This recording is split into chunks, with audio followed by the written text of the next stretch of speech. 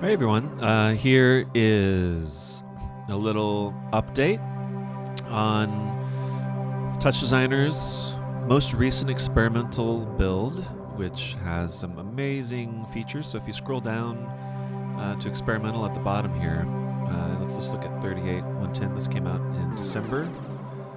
Tons of new amazing features. Most importantly though, VST Plugins now supported via the audio VST chop, which is amazing. I never imagined this would happen.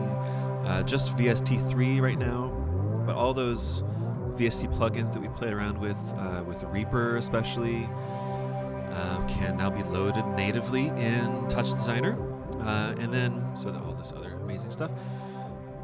One thing I'm so excited about also is the ability to add comments now.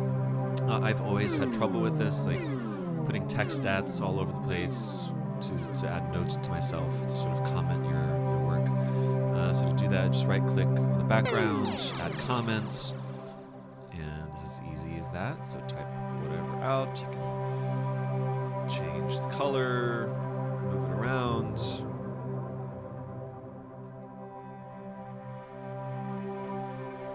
There's also a new added annotation, which is similar to this, but it has a little bit more features actually.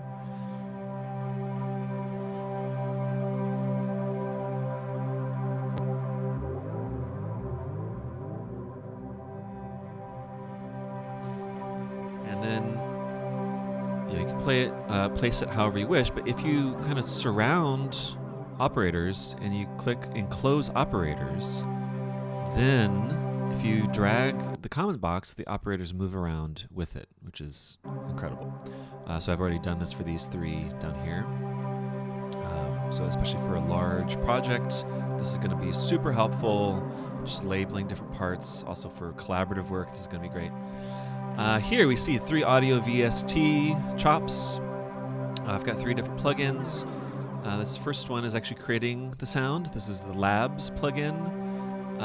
By Spitfire Labs. Amazing sampler instrument with just a lot of kind of parameters within it that you can tweak the sound. And the second one, I think I also showed this in class. This is Valhalla Supermassive. Amazing reverb and delay plugin.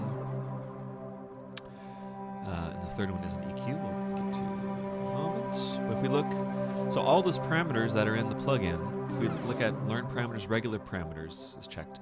So now in our parameter boxes, all of those things are exposed, which means we can do chop references, we can drag this directly in our parameter interface, and we can see it changes in real time in the actual plugin GUI. Cool, okay. So once it's there, it means we can use all kinds of other chops to control those parameters. So I have this happening right now. It's like a sample and hold thing. It's changing the delay time. It's causing this kind of weird thing. The actual notes right now, there's no like direct MIDI input to the VST, so just running a chop execute, and this method called send note on and send note off is determining the channel, the note value, and the velocity of the MIDI note. So that's going to the Labs to play this kind of droney sound right now.